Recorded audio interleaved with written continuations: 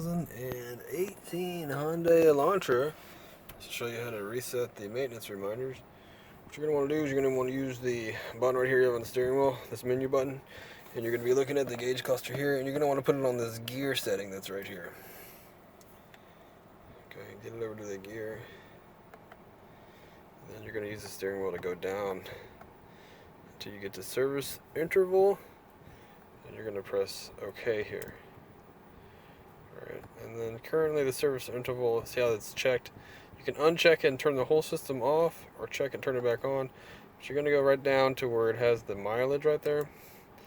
Enter it in.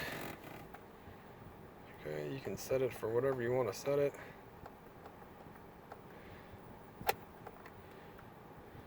Okay. Change the months. You want to do something more like,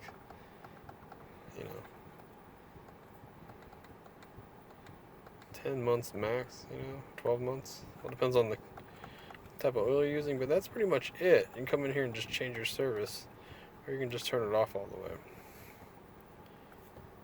And then it'll ask you when you want to exit out if you want to save, and you're going to hit OK. And that's it.